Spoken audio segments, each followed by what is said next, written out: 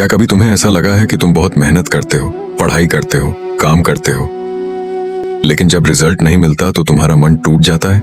या फिर कभी ऐसा हुआ कि रिजल्ट इतना अच्छा आया कि अहंकार ने तुम्हें घेर लिया और फिर अगले काम में वही अहंकार तुम्हें नीचे गिरा देता है? जरा सोचो, तुम मेहनत में डूबे हो लेकिन असली कंट्रोल तुम्हारे पास है ही नहीं। कभी लालच खींच लेता है, कभी डर रोक देता है। यही तो सबसे बड़ी विडंबना है। हम कर्म करते हैं लेकिन बंधन में जीते हैं, और यही रहस्य आज कृष्ण खोलते हैं। लेकिन अगर तुमने पिछली वीडियो श्लोक 44-46 मिस की है तो आज की शिक्षा अधूरी रह जाएगी, क्योंकि वहां कृष्ण ने हमें बताया था इच्छाओं और भोग में फंसा मन कभी स्थिर नहीं हो सकता, और स्थिरता ही असली शक्ति है। उस नींव को समझे बिना आज का संदेश तुम्हें केवल शब्द लगेगा, लेकिन अगर पिछली कड़ी देख चुके हो तो आज तुम जीवन का सबसे गहरा रहस्य पकड़ लोगे। श्लोक 47, कर्मण्येवाधिकारस्ते मा फलेषु कदाचन मा कर्मफल हेतुर्भुः मा ते संगोस्त्व कर्मणि। अर्थ, हे अर्जुन, तुम्हारा अधिकार केवल कर्म करने में है, फल में कभी नहीं। फल को ही अपना कारण मत मानो, और न ही अकर्म, कुछ न करने में आसक्त हो जाओ। संदेश, यह गीता का सबसे प्रसिद्ध सूत्र है। कृष्ण यहाँ कहते हैं, तुम केवल अपने कर्म पर ध्यान दो, फल पर नहीं, क्योंकि फल तुम्हारे हाथ में नहीं है। यानी पढ़ाई तुम्हारे हाथ में है लेकिन मार्क्स नहीं, प्रयास तुम्हारे हाथ में है लेकिन सफलता का प्रतिशत नहीं।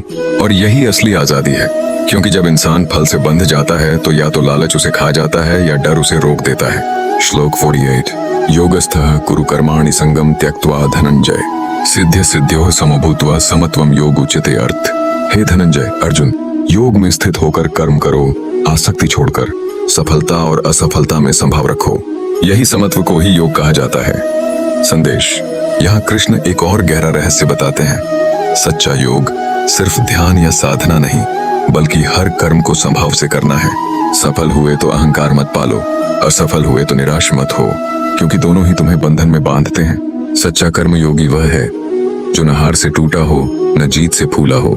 यह स्थिति जब आती है तो इंसान अजेय बन जाता है। श्लोक 49, दूरेण ह्यवरं कर्म बुद्धि योगा धनंजय बुद्धो शरण मन विचक्रपणः फल हेतवः। अर्थ, हे अर्जुन, फल की आसक्ति से किया गया कर्म बहुत ही हीन है, इसलिए बुद्धियों का आश्रय लो, क्योंकि जो फल की इच्छा में ही फंसा रहता है वह दरअसल कृपण, दीन और दयनीय है। संदेश, कृष्ण यहाँ अंतिम चोट करते हैं, जो सिर्फ फल के लिए जीता है वह दरअसल दीन है, छोटा है, क्योंकि उसका पूरा जीवन डर, लालच और अपेक्षा में कट जाता है। वह कर्म का आनंद ही भूल जाता है, जीवन उसके लिए बोझ बन जाता है। लेकिन जो बुद्धियोगी है वह हर कर्म को साधना बना लेता है, उसका काम ही पूजा है, उसका जीवन ही योग है। तीनों श्लोकों की शिक्षा, तुम्हारा अधिकार केवल कर्म में है, फल में नहीं। सफलता और असफलता में संभव रखो, यही सच्चा योग है। फल की आसक्ति वाला व्यक्ति दीन है, बुद्धि योगी महान है। तो मित्रों, आज हमने गीता के सबसे गहरे रहस्य को समझा। कर्मण्येवाधिकारस्ते। सोचो जरा, अगर तुम फल की चिंता छोड़ दो तो तुम्हारा मन कितना हल्का हो जाएगा। न डर रहेगा, न लालच, सिर्फ कर्म का आनंद होगा। यही अवस्था इंसान को योद्धा, साधक और विजेता बनाती है। लेकिन अभी सवाल बाकी है, अगर फल छोड़ दिया जाए तो फिर कर्म का आधार क्या होगा? इंसान को प्रेरणा कहाँ से मिलेगी? क्या वह आलसी नहीं बन जाएगा? क्या यह शिक्षा उसे निष्क्रिय नहीं कर देगी? यही अद्भुत रहस्य कृष्ण खोलते हैं अगली वीडियो श्लोक 50-52 में, जहां वह बताएंगे कैसे बुद्धियोग इंसान को पाप और बंधन से मुक्त कर देता है और उसे साधारण से असाधारण बना देता है। तो जुड़े रहो, सब्सक्राइब करो और इस ज्ञान को शेयर करो, क्योंकि गीता का हर श्लोक तुम्हें निर्भय, अडिग और विजयी बनाने की शक्ति रखता है।